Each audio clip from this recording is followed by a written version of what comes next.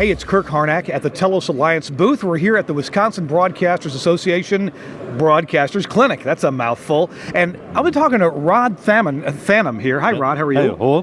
Good? Yeah, good? Yeah, good.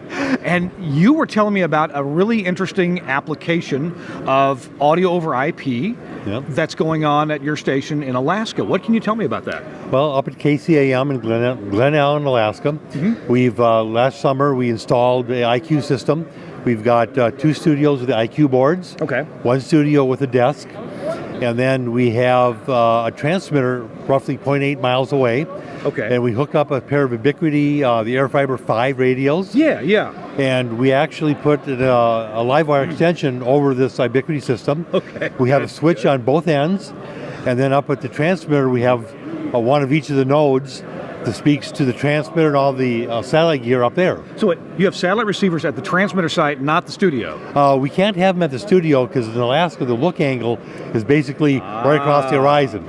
So the transmitter's up a little bit higher and the look angle works up there. So all your satellite receivers are at the transmitter. Your challenge is to get that audio and contact closures back to the studio for your automation systems. So this way the GPIO node up at the transmitter reads the contact closures coming off of the satellite receivers, ships them back down via Livewire to the automation system where it can use them to do the talkovers, the ad inserts, etc.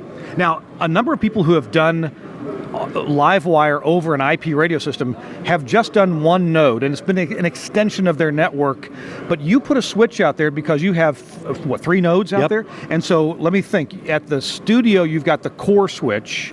And at the transmitter site, you have a Livewire qualified switch acting as an edge switch, and they're connected via the trunk ports. Trunk ports, you want to make sure you use trunk ports so you have the bandwidth. And basically the Ubiquiti system connects to the trunk port on each one of the switches up at the top and the bottom of the hill, and that provides me a Livewire pipe up and down the hill. So I'm shipping up the output of the automation system for the AM and the FM, and then up the hill I'm shipping down all the satellite outputs. So I've got like about 10 different audio channels coming back down the hill in the system. Using Pathfinder, then you can create your paths. You can create a button that does things so that the operators can change things.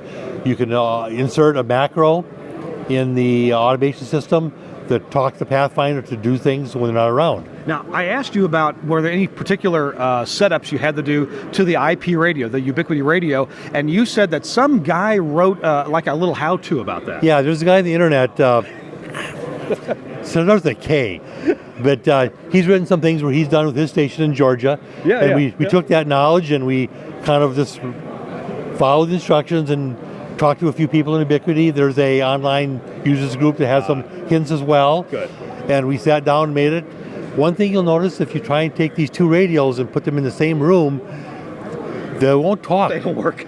They go in the FAA mode and shut down. Yes. It's in Alaska. I understand it gets cold there. And surely this thing must fall apart at minus 50 degrees or so. Well, one of the things that we were worried about was where do they shut down at? And the folks at Ubiquiti didn't have any data on that. So now after 1 year of in-service, we ran the system glitch-free for 1 year, and I can attest to the fact that they are glitch-free to 45 below. Now, I'm not sure if they're any colder than that, if they'll still work, but we did have several mornings where it's 45 below without wind chill and nothing like that. That's just the air temp at 45 below, and the electronics hanging on the dish at 40 feet in the air. We're happy. The interesting thing about 45 below in Glen Allen, Alaska, is school is still open. Because the threshold for shutting down school is 50 below. Oh, gee. So if you're a walker, bundle warm. Thank you so much, Rod, for joining us. I appreciate your success story with IP audio. It works well. All right. I'm Kirk Harnack for the Telos Alliance in Madison, Wisconsin.